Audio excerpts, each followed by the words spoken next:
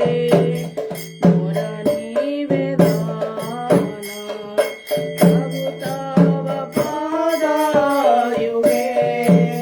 मोर निवेदन नाही मागी देह सुख नाही मागी देह सुख विद्या धन जड़ प्रभु तव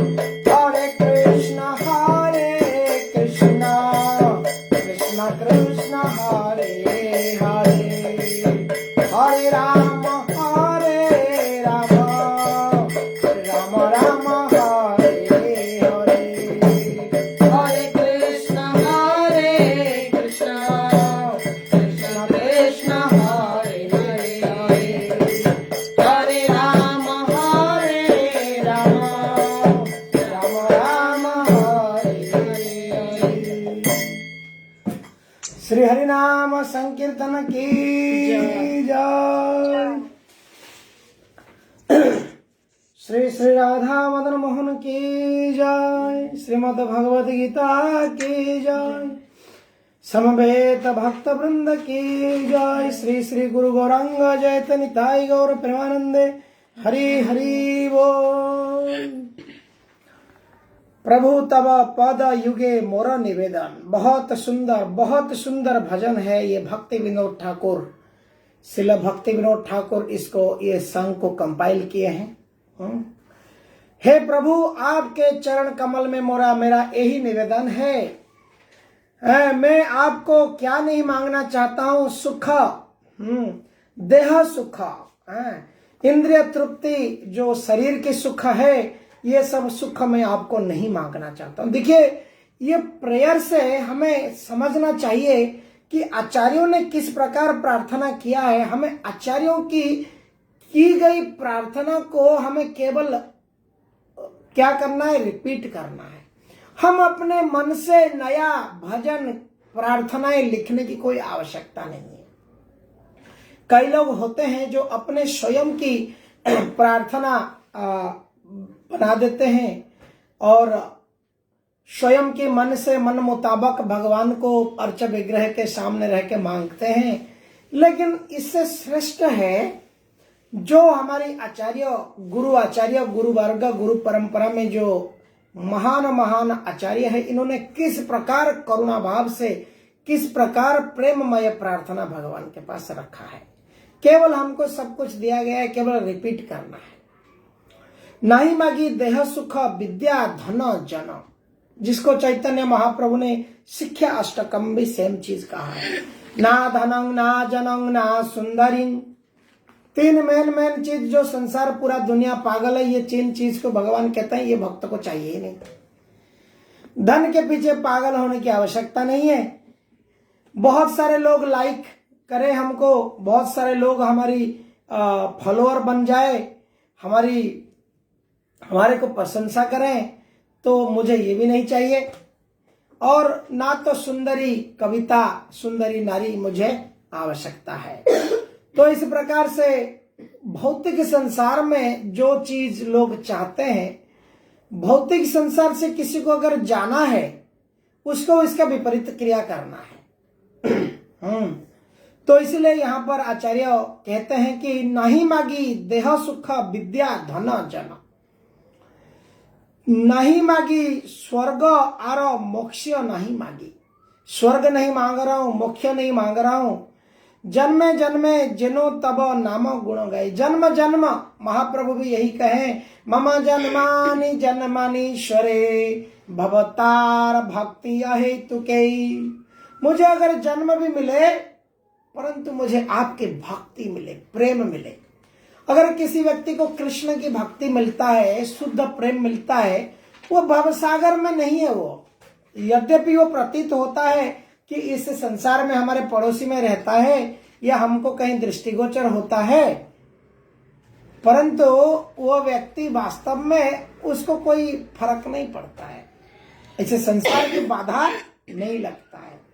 जैसे श्री चैतन्य चरितामृत में हमने 2 दिन पहले कहा कि उसमें महाप्रभु की इसमें प्रचार करने से जो नाम प्रचार करता है, उसको संसार की तरंग, ये संसार की जो भवसागर की तरंग उथल पत्थल कर रहा है, जो कृष्ण के चरण कमल को पकड़ लिया है, उसको इस संसार की तरंग उथल पत्थल नहीं करेगा।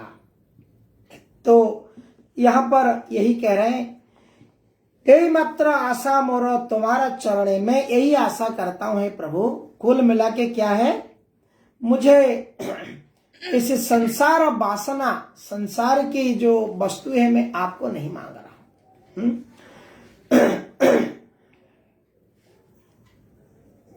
वहां पर एक बहुत सुंदर उदाहरण दे रहे हैं भक्ति विनोद ठाकुर। वो कह रहे हैं कि मेरा जैसे अभी मेरा मन संसार के प्रति जितना आसक्त है, जितना मेरा घर, मेरा बीवी, मेरा बच्चे, मेरा परिवार, मेरा धन, मेरा फोटो खींचते ही पहले देख लेते हैं कैसा दिखता हूं मैं, फेसबुक में पोस्ट करके भी हमको कितना लाइक आया हम देखते रहते हैं।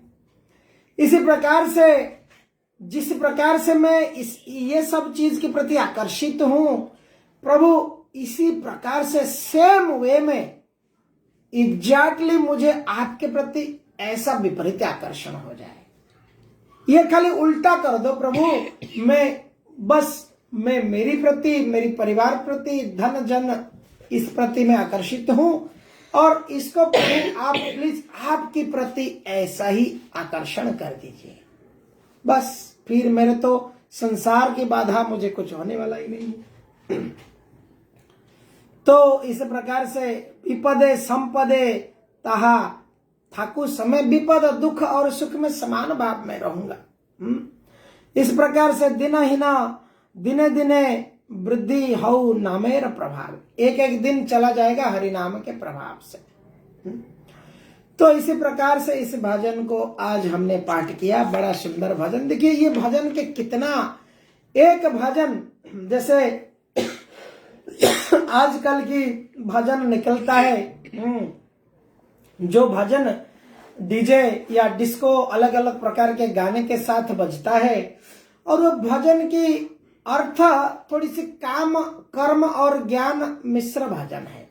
प्रेम भक्ति, शुद्ध प्रेम भक्ति भजन नहीं है।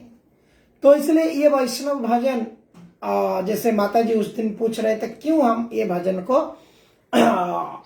आज इट इज हम पढ़ रहे हैं बंगाली फॉर्म में, इसका कारण यही है कि ऐसे भावमय, ऐसा प्रेममय, ऐसा क्रंदन दुखमय जो भजन है, ये आचार्यों की द्वारा की गई है, और यही रेकमेंडेड है कि इसी को हम गाते रहे। खाना बनाते बनाते, कपड़ा धोते धोते, कुछ ना करते करते हम इसी को गाते रहेंगे, तो हमारी कृष्ण के प्रति बंधन, कृष्ण के प्रति प्रेम बढ़ता जाएगा। ओम नमो भगवते वासुदेवाय। ओम नमो भगवते वासुदेवाय। ओम नमो भगवते वासुदेवाय। ओम नमो भगवते वासुदेवाय। ओम नमो भगवते वासुदेवाय। ओम नमो भगवते वासुदेवाय। ओम अज्ञानतिमिरान्धस्य ज्ञानाञ्जन शलाकया चक्षुरुन्मीलितं येन तस्मै श्री गुरवे नमः। हरे कृष्ण कृष्ण कृष्ण हरे हरे, हरे राम राम राम हरे हरे। तो बहुत बहुत धन्यवाद सभी को। Excuse me. तो आज हम भगवत गीता के 8वां अध्याय के श्लोक संख्या 16 राइट 17 को पाठ करेंगे। 16 तक हमने पाठ कर चुके हैं। बहुत सुंदर टॉपिक चल रहा है, अत्यंत सुंदर ये प्रसंग है। मैं आशा करता हूं कि आप ये श्लोक को भी रट्टा मार लीजिए। ये श्लोक भी याद रखने से बड़ा मजा आता है। हमारे एक प्रभु जी कहते थे श्लोक को तो स्नान करते करते गाना चाहिए। स्नान करते करते, चलते फिरते ऐसा श्लोक को गाना चाहिए। ये हमारी मन में बैठ जाए अच्छी तरह से, ताकि हम समझ पाएंगे किस प्रकार से इसे संसार दुखालय है। किस संसार में जो व्यक्ति भगवान के चरण कमल को प्राप्त करता है वही केवल सुखी रह सकता है, और पूरा ब्रह्मांड में 14 भुवन में नाम बिना किछु नहीं को आरो 14 भुवन माझे। हरिनाम के सिवाय 14 ब्रह्मांड में कोई नहीं है इस जीव को इस भवसागर से पार करा सकता है। तो यहाँ पर हम देखते हैं भगवान ने किस प्रकार भक्ति के सिवाय और कोई रास्ता नहीं है, ये यहाँ पे प्रमाणित कर रहे हैं। मृत्यु से अगर बचना है, कालोस्मि, काल कौन है? भगवान है। और अगर काल को, भगवान को कोई पकड़ लिया, उसको काल को डर नहीं है। जो भगवान को नहीं पकड़ा है वो समय से डरता है। वो बोलता है बुरा समय आ जाएगा, अच्छा समय अभी हमेशा समय ठीक नहीं है, बुरा समय कल को आ जाए तो वो एस्ट्रोलॉजी दिखाता है, इसको उसको दिखाता है, पामिस्ट को दिखाता है, मेरा आगे क्या होगा, कौन सा उम्र में क्या हो जाएगा, इस प्रकार से लोग चिंतित होते हैं। और इसमें बड़े दुखी होते हैं कि समय कितना बुरा है। समय को दोष देते हैं, समय कितना बुरा है, भाग्य कितना मंद है। इस प्रकार से लोग भगवान को समर्पण ना हो करके भाग्य मंद, कर्म मंद, समय मंद, भगवान खराब है, भगवान किसी के लिए नहीं है, दुनिया क्यों ऐसे बनाया है, इस प्रकार के अलग अलग प्रकार के निंदा भगवान को करते हैं। तो हम अभी ये जो चौथा सेक्शन है चैप्टर 8 का, इसका नाम है ये भक्ति का प्योर शुद्ध भक्ति का खंड है। श्लोक संख्या 8.14 से 8.16 ये दो श्लोक है, ये भक्ति खंड की समाप्त हमने किया। रिमेम्बरेंस ऑफ कृष्णा थ्रू भक्ति, भक्ति के माध्यम से कैसे हमने कृष्ण को याद रख पाएंगे, ये हमने अभी कंप्लीट कर लिया। आज हम सेक्शन 5 में जाएंगे, जो श्लोक संख्या 17 से श्लोक संख्या 22 तक है। और यहां पर क्या हो रहा है, आध्यात्मिक और भौतिक दुनिया की जो भगवान की, ये दोनों दुनिया भगवान ने किया है क्रिएशन, और भगवान की ये दोनों दुनिया के अंदर कैसा तुलनात्मक व्याख्या यहाँ पे किया गया है, इसको हम अभी देखना चाहेंगे। श्लोक संख्या 17 पढ़िए। सहस्रयुग पर्यन्तम् अहर्यद् ब्रह्मणो विदुः रात्रिं युग सहस्रान्तम् ते अहोरात्रविदो जनाः मानवीय गणना के अनुसार 1000 युग मिलकर ब्रह्मा का एक दिन बनता है, और इतनी ही बड़ी ब्रह्मा की रात्रि भी होती है। तात्पर्य श्रील प्रभुपाद, भौतिक ब्रह्मांड की अवधि सीमित है, यह कल्पों के चक्र रूप में प्रकट होती है। यह कल्प ब्रह्मा का एक दिन है, जिसमें चतुर्युग, सत्य, त्रेता, द्वापर तथा कली के 1000 चक्र होते हैं। सत्ययुग में सदाचार, ज्ञान तथा धर्म का बोलबाला रहता है, और अज्ञान तथा पाप का एक तरह से नितांत अभाव होता है। यह युग 17,28,000 वर्षों तक चलता है। त्रेता युग में पापों का प्रारंभ होता है, और यह युग 12,96,000 वर्षों तक चलता है। द्वापर युग में सदाचार तथा धर्म का ह्रास होता है और पाप बढ़ते हैं। यह युग 8,64,000 वर्षों तक चलता है। सबसे अंत में कलियुग, जिसे हम विगत 5,000 वर्षों से भोग रहे हैं, आता है, जिसमें कलह, अज्ञान, अधर्म तथा पाप का प्राधान्य रहता है और सदाचार का प्रायः लोप हो जाता है। यह युग 4,32,000 वर्षों तक चलता है। इसी युग में पाप यहाँ तक बढ़ जाते हैं कि इसी युग के अंत में भगवान स्वयं कल की अवतार धारण करते हैं, असुरों का संहार करते हैं, भक्तों की रक्षा करते हैं, और दूसरे सतयुग का शुभारंभ होता है। इसी तरह यह क्रिया निरंतर चलती रहती है।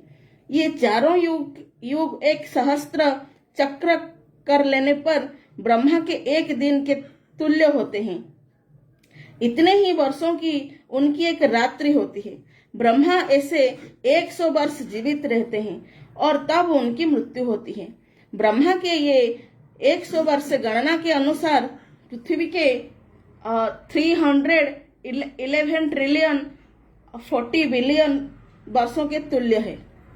इन गणनाओं से ब्रह्मा की आयु अत्यंत विचित्र तथा न समाप्त होने वाली लगती है, किंतु नित्यता की दृष्टि से यह बिजली की चमक जैसी अल्प है। कारणान्वय में असंख्य ब्रह्मा अटलांटिक सागर में पानी के बुलबुलों के समान प्रकट होते हैं और लोप होते हैं। ब्रह्मा तथा उनकी सृष्टि भौतिक ब्रह्मांड के अंग है, फलस्वरूप निरंतर परिवर्तित होते रहते हैं। इस भौतिक ब्रह्मांड में ब्रह्मा भी जन्म, जरा, रोग तथा मरण की क्रिया से अछूते नहीं हैं, किंतु क्योंकि ब्रह्मा इस ब्रह्मांड की व्यवस्था करते हैं, इसीलिए वो भगवान की प्रत्यक्ष सेवा में लगे रहते हैं। फलस्वरूप उन्हें तुरंत मुक्ति प्राप्त हो जाती है। यहाँ तक कि सिद्ध सन्यासियों को भी ब्रह्मलोक भेजा जाता है, जो इस ब्रह्मांड का सर्वोच्च लोक है, किंतु कालक्रम से ब्रह्मा तथा ब्रह्मलोक के सारे वासी प्रकृति के नियमानुसार मरणशील होते हैं। Hare Krishna. Hare Krishna, Hare Krishna. Thank you very much. तो यहाँ पर हम देखते हैं प्रभुपाद जी इस श्लोक में बड़ी लंबी इंफॉर्मेशन यहाँ पर दिए हैं। बहुत सारे इंफॉर्मेशन है जो हम जैसे भक्तों को, देखिए प्रभुपाद जी यहाँ पे समझ पाते हैं कि कृष्ण भौतिक जगत और आध्यात्मिक जगत ये दोनों के ऊपर तुलनात्मक व्याख्या देते हैं। देखिए आचार्य क्या करते हैं, भगवान की यहाँ पर क्या उनकी मनोस्थिति है, भगवान क्या अर्जुन को कहना चाहते हैं उसको समझ जाते हैं। जैसे एक एम्प्लॉयर क्या चाहता है एम्प्लॉय समझ जाता है, फिर भागता है घोड़े की तरह, कैसे एम्प्लॉयर का इच्छा को पूर्ति हो जाए, अच्छी तरह से सेटिस्फाई हो जाए। इस प्रकार से भगवान यहाँ पर जो ये प्रेजेंट करना चाह रहे हैं अर्जुन को कि देखो अभी तो मैंने तुमको 2-3 श्लोकों में बताया कि कैसे शुद्ध भक्त के माध्यम से तुम मुझे प्राप्त कर सकते हो मृत्यु के समय में। अब जरा झांक के देख लो इस दुनिया, जो ब्रह्मांड है, ये जो संसार है, ये क्या है, इसके बारे में जरा देख लो। इसमें कह रहे हैं सहस्र युग पर्यंत, हजार मानवीय गणना में 1000 युग जब मिलता है तो ब्रह्मा का एक दिन बनता है।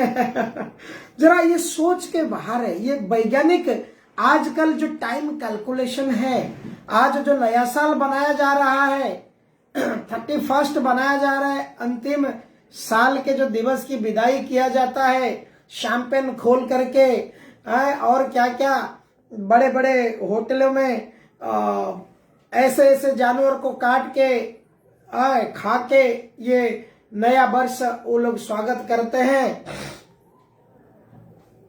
तो ये कैलकुलेशन वैदिक कैलकुलेशन तो है ही नहीं एक तो, और ये कैलकुलेशन एक पाश्चात्य कैलकुलेशन है, जो कैलकुलेशन एक रियलिटी इसका नहीं है। यद्यपि हम अंग्रेजी कैलेंडर फॉलो करते हैं, वास्तविक वैदिक कैलेंडर के इसके अंदर बहुत मीनिंग है। जो वैदिक कैलेंडर अप्रैल से शुरू होता है, ये सूर्य, चंद्रमा और सारे जो नक्षत्र है इनके मूवमेंट के हिसाब से वो चलता है। तो ये जो समय है, ये समय जो चलता है कल्प, अगर हम देखेंगे सबसे पहले कल्प क्या है, एक कल्प is equal to 1 day of Brahma. जिनको नोट भी करना है मेक ए नोट। 1 कल्प, ये हमको जानने से क्या है, हम वी कैन एक्सप्लेन, हम प्रचार करने में भी हम मदद आएगा और हमारी अंडरस्टैंडिंग भी होगी। 1 कल्प is equal to 1 day of Brahma and 1 कल्प इज 1000 चतुर्युगा। ब्रह्मा का एक दिन मतलब 1000 चतुर्युगा साइकिल। सत्य, कली, त्रेता, द्वापर, सत्य, त्रेता, द्वापर, कली, ऐसे 4 एक हो गया। और ऐसा 4 के 1000 जब चतुर्युग होता है, ये होता है 1 कल्प, और it is 1 day of Brahma. ये खाली डे है 12 घंटा, और दूसरा 12 घंटा ब्रह्मा जी का रात्रि होती है। जो दूसरा आधा समय जो रात्रि होता है वो कल्पक्षय, कल्पक्षय हो जाता है। एक कल्प खत्म हो गया, दूसरा कल्प रात्रि है। तो ब्रह्मा जी का 2 कल्प में 24 घंटा होता है। और इसमें क्या है, सत्ययुग का ड्यूरेशन प्रभुपाद जी ने यहां पर दिए हैं 17,28,000 ईयर, त्रेतायुग का 12,92,000 ईयर, द्वापर युग का 86,64,000 ईयर्स एंड कलयुग का ओनली 4,32,000 वर्ष, जिसमें से हम 5,100 वर्ष कुछ हमने अभी पार किया है।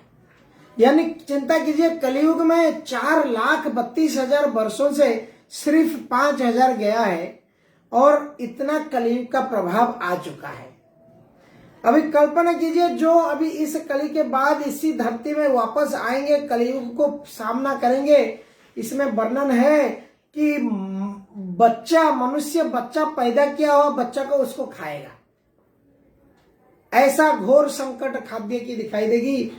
वेजिटेरियन फूड नहीं मिलेगी, मिल्क ये सब चीज महंगे हो जाएंगे और इस प्रकार से इस जगत में इतने नास्तिकतावाद हो जाएगा कि लास्ट को अंत में कली, भगवान स्वयं कली का रूप में आएंगे और सबको फिर क्या करेंगे, हत्या करेंगे, नरसंहार करेंगे।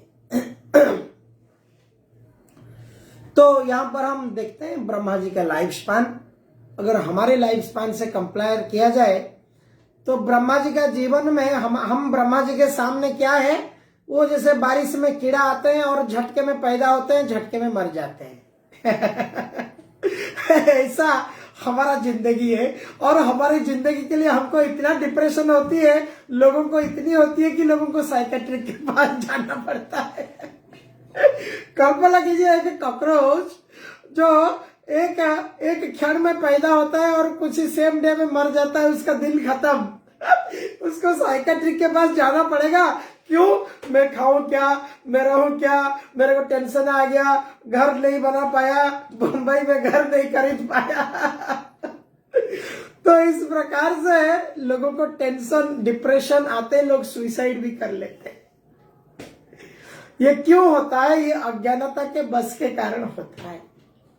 लोग कहते हैं भगवान क्यों हमको इतना दुख देता है, क्यों हमको इतना दंड देता है। दंड हमको एक span, it is just a span of life, it is a fraction of second, fraction of minute for Brahma. Brahma ji का जीवन का एक फ्रैक्शन ऑफ सेकेंड, अगर हमको उतना दंड नहीं मिलेगा तो हम भगवान के प्रति आकर्षण कैसे होगी, भगवान के प्रति हमारी जो श्रद्धा प्रेम कैसे बढ़ेगी, क्योंकि हमने भगवान को भूल चुका है। तो इसलिए फ्रैक्शन ऑफ सेकेंड जो ब्रह्मा जी का टाइम के हिसाब से अगर हमको मिलता है तो क्या बुराई है इसमें, क्यों निंदा करना है भगवान को।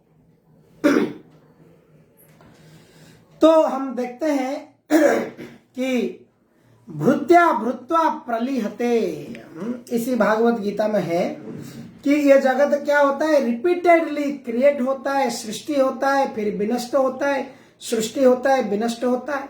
जैसे खेती, एक कृषक अपना खेती को फसल लगा देता है, फिर काट देता है, फिर आग जितना सब है उसको आग लगा के खेती में उसकी जो स्ट्रॉ वगैरह है उसको जला देता है। इस प्रकार से ये भौतिक जगत जो है भगवान की एक खेल घर है, प्ले ग्राउंड है। जगन्नाथ दास, अति बड़ी जगन्नाथ दास इसमें बहुत सुंदर में लिखते हैं भागवत स्तव में, सृष्टि जाहार खेल घर गोविंद, असह्य माया जीव पार गोविंद, गोविंद गोविंद गोविंद गोविंद, पदु बालुची मकरंद गोविंद। ये सृष्टि, ये भगवान का खेल का घर है, प्ले ग्राउंड है। क्यों भगवान खेलते हैं? क्योंकि जीव खेलना चाहता है, तो जीवों के लिए भगवान ने ये प्ले ग्राउंड बनाया है। आओ थोड़ा स्वयं को भगवान समझ के, झूठ मूठ में कर्ता समझ के खेलना चाहते हो ना, आ जाओ इधर। ये जेल रूपी खेलघर, ये दंड पनिशमेंट रूपी खेलघर है, यहाँ पे आ जाओ। और इस प्रकार से ये नेचर को ऐसे डिजाइन किया गया है, इसलिए यहाँ पे बार बार दुख आता है। तो उसके बाद में हम देखते हैं कि मृत्यु जब होता है, एक दूसरी शरीर मिलता है, और ब्रह्मा के जब दिन खत्म हो जाता है तो ये संसार तो रहता ही नहीं है। तो इतना 1000 चतुर्युग की समय, उतना ही समय ये संसार रहता ही नहीं है। देखिए कितना टेम्पररी जगह है। 1000 चतुर्युग ये संसार रहता है, 1000 चतुर्युग ये संसार रहता ही नहीं है। और ये कहाँ होता है? भगवान विष्णु के शरीर में ये लीन हो जाता है। महाविष्णु निश्वास अंदर निश्वास लेते हैं, इस संसार अंदर घुस गया। So surprising, isn't it? Very surprising. But the so-called scientists, they will not believe it, because they will see and they will believe. They are trying to see in their microscope. Then they will believe it. So it will take उनको millions of birth scientist जन्म लेने के बाद वो समझ पाए। तो ये रिसर्च करने की आवश्यकता नहीं है, इसलिए ये सर्च किया हुआ ऑलरेडी है। इसलिए इंटेलिजेंट पर्सन, यहाँ पे कंक्लूजन यही है कि ये कंपैरिजन से हमें जानना है कि इंटेलिजेंट पर्सन, बुद्धिमान व्यक्ति, कृष्ण चेतना को अपनाना बहुत आवश्यक है। और इस दुर्लभ जन्म में भक्त के माध्यम से, नाम जप के माध्यम से क्या करेगा? ये भव सागर से पार हो जाएगा। श्रीमद् भागवतम में इस श्लोक आता है, आयु हरति वैपुंसम उद्यम अस्त्रम चनत्रंतः। ये जो आयु है, हमारी मनुष्य जीवन की आयु, ये प्रतिदिन सूर्य उदय होता है और अस्त होता है, एक एक दिन हमारा खींच के ले लेता है, छीन के ले लेता है। देखिए जो एक एक दिन में हमारे शरीर में कितनी बदलाव आ जाता है। 10 साल पहले जिसको देखते हैं, आज उसको देखते हैं तो बोलते हैं कितना बदल गया है ये व्यक्ति, चेंज हो गया पूरा, बिल्कुल दूसरा आदमी है ये। इस प्रकार से हमारी एक एक दिन खत्म कर लेता है। इसलिए intelligent is no more rebirth, दोबारा जन्म की चक्कर में फंसना नहीं है। और क्या करना है? तुरंत भक्ति का मार्ग को पकड़ लेना है। हरे कृष्णा। आगे वाले श्लोक, अव्यक्ताद् वक्तव्य सर्वः, अव्यक्ताद् वक्तव्यः सर्वः, प्रभवन्त्यः रागमे, प्रभवन्त्यः रागमे, रात्रागमे प्रलीयन्ते, रात्र्यागमे पलीयन्ते, तत्रैवाव्यक्तसंज्ञते ज्ञके, तत्रैवाव्यक्तसंज्ञके। ब्रह्मा के दिन के शुभारंभ में सारे जीव अव्यक्त अवस्था से व्यक्त होते हैं, और फिर जब रात्रि होता है तो पुनः अव्यक्त से विलीन हो जाते हैं। अभी यही चीज मैं कह रहा था, यहाँ पे इस आगे वाला श्लोक में ऑलरेडी आ गया है कि ब्रह्मा के दिन का शुभारंभ होता है तो लोग मैदान में आ जाते हैं ये मैदान में, और रात्रि होता है तो मैदान से छुट्टी हो जाती है। और ये भगवान के शरीर में विलीन होकर, ऐसा नहीं कि वहां पे उनकी अस्तित्व रहता है, वो एकदम सुप्त अवस्था में रहते हैं। जैसे हम देखते हैं माइग्रेंट, ऐसे कई पशु है जो विंटर में माइग्रेशन में चले जाते हैं, जमीन के मट्टी के अंदर कहीं ना कहीं जाके एकदम रह जाते हैं, हलचल भी नहीं होती है, और फिर से विंटर खत्म हो जाता है, फिर आ जाते हैं। जब भौतिक जगत में हम देखते हैं ऐसे माइग्रेंट एग्जिस्ट करते हैं, तो भगवान ने हमको ऐसे माइग्रेंट बनाया है इस बहुत आध्यात्मिक जगत में कि हमको ये माइग्रेंट से हमें आध्यात्मिक जीवन को समझना है और हमें भगवत धाम चले जाना है। आगे वाले श्लोक को पाठ करते हैं। अच्छा, कोई प्रश्न है आपका? अच्छा पढ़िए। अच्छा पढ़ेंगे, पढ़िए। भूतग्रामः स एवायम्, भूतग्रामः स एवायम्, भूत्वा भूत्वा प्रलीयते, भूत्वा भूत्वा प्रलीयते, रात्र्यागमे प्रवेशः पार्थ, रात्रागमे प्रवेशः पार्थ, प्रभवत्य अहरागमे। प्रभवत्य हरागमे। पढ़िए पढ़िए प्रभु जी। कोई पढ़ना चाहेंगे? पढ़ो प्रभु जी। यस यस पढ़िए माता जी। हरे कृष्ण प्रभु जी, दंडवत प्रणाम। भावार्थ, ब्रह्मा के दिन के शुभारंभ में सारी जीव अव्यक्त अवस्था से व्यक्त होते हैं और फिर जब रात्रि आती है हरे तो वे कृष्णा पुनः माता जी, अव्यक्त हरे में विलीन माता हो जी, हरे कृष्णा नेक्स्ट वाला पढ़ना है। नेक्स्ट वाला। ओके ओके 19 ओके ओके माता जी। ओके। तात्पर्य व श्रील प्रभुपाद, ये 19। जब जब ब्रह्मा का दिन, जी जी जी, ब्रह्मा के दिन के शुभारंभ में सारे जीव अव्यक्त अवस्था से नहीं नहीं माता व्यक्त जी, होते हैं। माता ठीक है जी, वो पढ़ लीजिए उसको, वो पढ़ के फिर उसका नीचे आ जाइए। ओके हरे कृष्ण। तात्पर्य व श्रील प्रभुपाद, अल्पयानी पुरुष जो इस भौतिक जगत में बने रहना चाहते हैं उच्चतर लोकों को प्राप्त कर सकते हैं, किंतु उन्हें पुनः इस धरालोक पर आना होता है। वे ब्रह्म का दिन होने पर इस जगत के उच्चतर तथा निम्नतर लोकों में अपने कार्यों का प्रदर्शन करते हैं, किंतु ब्रह्मा की रात्रि होते ही वे विनष्ट हो जाते हैं। दिन में उन्हें भौतिक कार्यों के लिए नाना शरीर प्राप्त होते रहते हैं, किंतु रात्रि के होते ही उनके शरीर विष्णु के शरीर में विलीन हो जाते हैं। वे पुनः ब्रह्मा का दिन आने पर प्रकट होते हैं। भूत्वा भूत्वा प्रलीयते, दिन के समय वे प्रकट होते हैं और रात्रि के समय पुनः विनिष्ट हो जाते हैं। अनंत तो गत्वा, जब ब्रह्मा का जीवन समाप्त होता है तो उन सब का संहार हो जाता है और वे करोड़ों वर्ष तक अप्रकट रहते हैं। अन्य कल्प में ब्रह्मा का पुनर्जन्म होने पर वे पुनः प्रकट होते हैं। इस प्रकार वे भौतिक जगत के जादू से मोहित होते रहते हैं, किंतु जो बुद्धिमान व्यक्ति कृष्ण भावनामृत स्वीकार करते हैं वे इस मनुष्य जीवन का उपयोग भगवान की भक्ति करने में तथा हरे कृष्ण मंत्र का कीर्तन में बिताते हैं। इस प्रकार वे इस जीवन में कृष्ण लोक को प्राप्त होते हैं और वहां पर पुनर्जन्म के चक्कर से मुक्त होकर सतत आनंद का अनुभव करते हैं। हरे कृष्णा। हरे कृष्णा। ये थैंक यू माता जी, थैंक यू सो मच। ये कंपैरिजन है और हमने इसकी ये चर्चा ऑलरेडी किया है। हम एक श्लोक में मैंने तीनों की चर्चा ऑलमोस्ट किया है। वृत्वा वृत्वा प्रलीयते, बार बार ये सृष्टि संहार होता है और बार बार ये सृष्टि का सृजन होता है।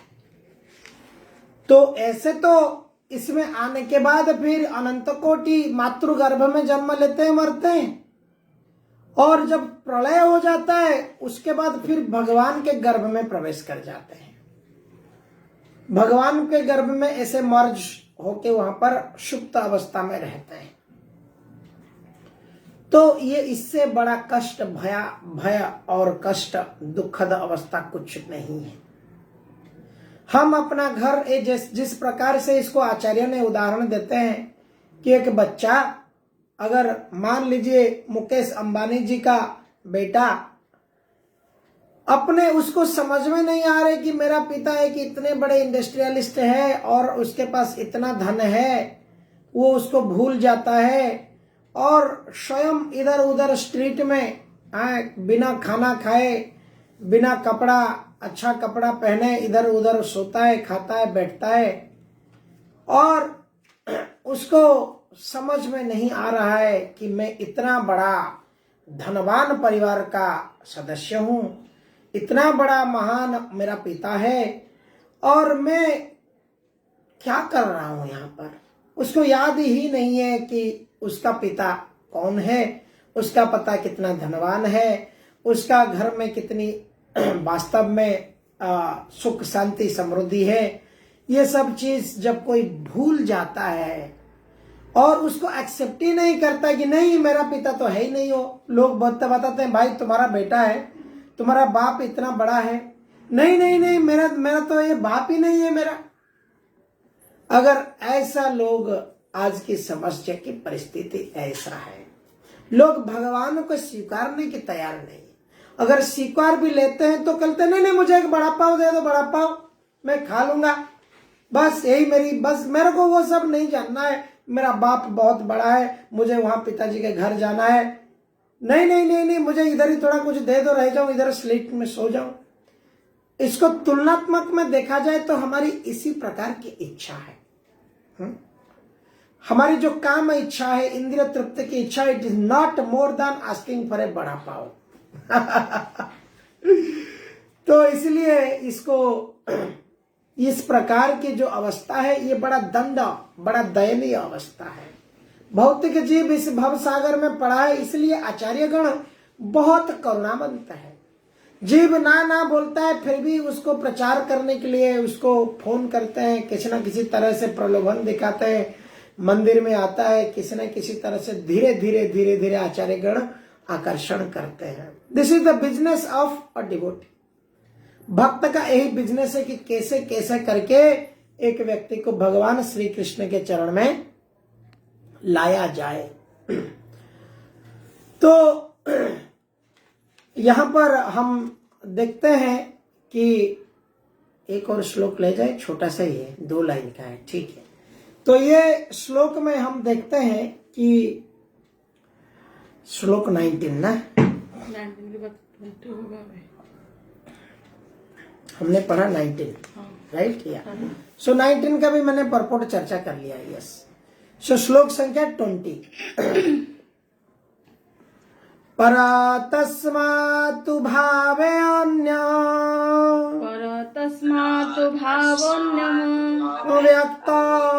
व्यक्त सनातनः यः स सर्वेषु भूतेषु नश्यन्तुष्ण विनश्यति।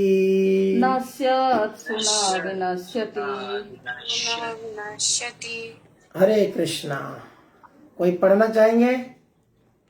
प्रभु जी यस प्रभु, पढ़िए। प्रभु जी पढ़िए। इसके अतिरिक्त एक अन्य अव्यक्त प्रकृति है जो शाश्वत है और इस अव्यक्त तथा जो इस व्यक्त तथा अव्यक्त पदार्थ से परे है।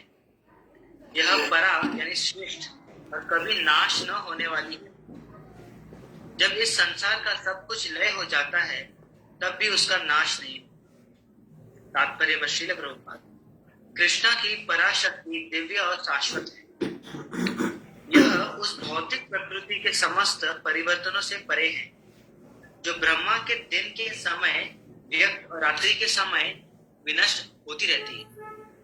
कृष्णा की पराशक्ति भौतिक प्रकृति के गुण से सर्वथा विपरीत है। परा तथा अपरा प्रकृति व्याख्या 7वें अध्याय में हुई है। हरे कृष्ण। बहुत बहुत धन्यवाद जितेंद्र प्रभु जी। तो हम यहाँ पर देखिए, भगवान ने है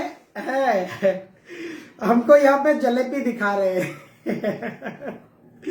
कि कहा ये तुम बड़ा पाव खा के पड़े हो, ये देखो जलेबी।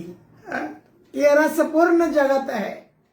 आध्यात्मिक जगत जो है ये परा है, इसकी विनाश नहीं है, इसकी सृष्टि नहीं है, यहाँ पर किसी भी प्रकार की दुख नहीं है, शोक नहीं है, मोह नहीं है। देखिए स्वयं भगवान कह रहे हैं, the authority, the supreme authority जिनके अंदर सारे भौतिक ब्रह्मांड सृष्टि है, वो स्वयं पुरुष के रूप में आकर के यहाँ पे कह रहा है, चिल्ला चिल्ला कर महाभारत के युद्ध स्थल के अंदर।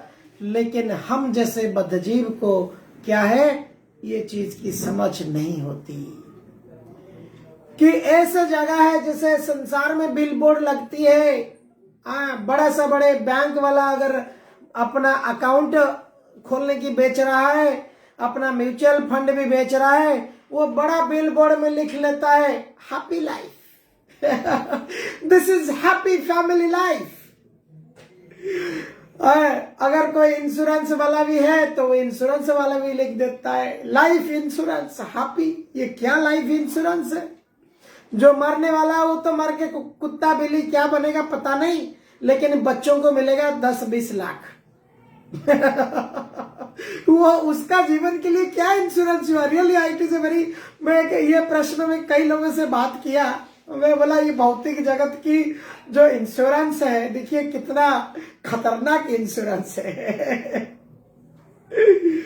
एक व्यक्ति जीवन गधा भर मत हमी करी परिश्रम, गधा जैसा मेहनत करके, और अगर गधा मर गया तो गधा नहीं रहने की वजह से परिवार को खा पी के जीने के लिए पैसा मिलेगा।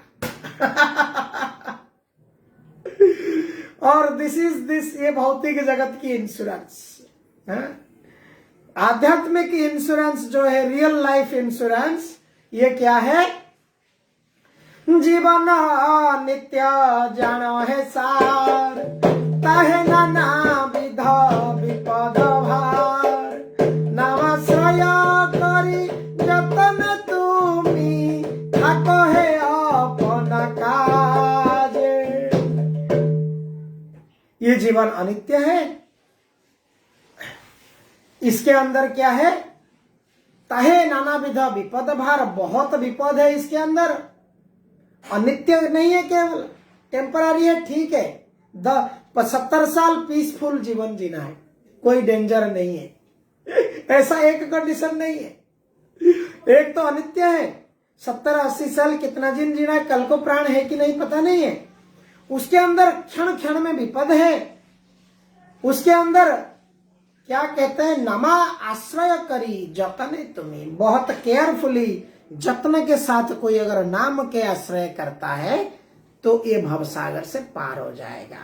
इसलिए भगवान यहाँ पे दिखाते हैं, देखो भाई, आप ए प्लॉट में हो, प्लॉट नंबर ए में हो, और ये प्लॉट नंबर ए इज बहुत दुख है, बहुत यहाँ पर कष्ट है, पद पद में विपद है। और प्लॉट नंबर बी ये स्पिरिचुअल वर्ल्ड है, आध्यात्मिक जगत है, और ये प्लॉट में अगर एक बार आ गया आपके जीवन की समस्या खत्म। और ये जब कोई समझ जाता है तो वो क्या करता है? प्लॉट नंबर बी के प्रति लोभ रखता है। ये एक स्वार्थ है मनुष्य का सबसे। देखिए, भगवान यहाँ पे हमको नहीं कह रहे कि भाई तुम किसी और के लिए करो। अगर कोई घर खरीदना चाहता है, वो अपने लिए घर खरीदना चाहता है, तो अगर उसका कोई हिताकांक्षी उसको बताता है कि भाई यहां पर घर मत खरीदो, यहां पर घर खरीदो, वो सुनता है, क्योंकि उसका भला के लिए वो समझता है भाई मेरा भलाई के लिए ये आदमी बता रहा है।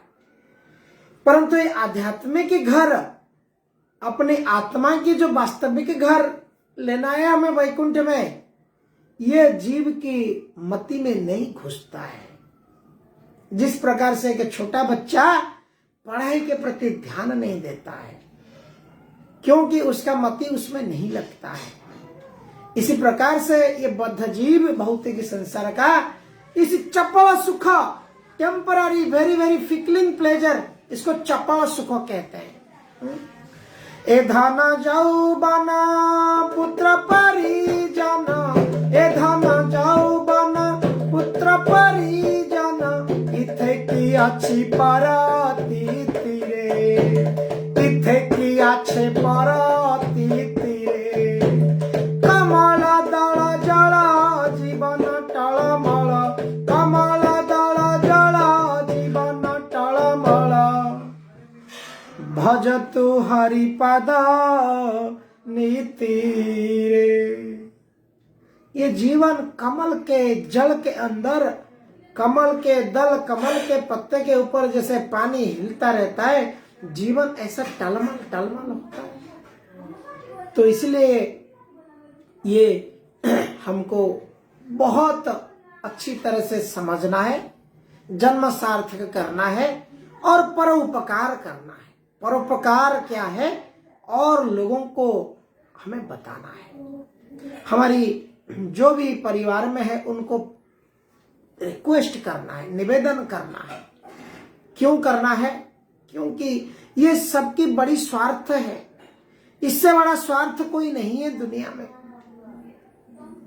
इससे बड़ा स्वार्थ एक व्यक्ति के लिए क्या हो सकता है?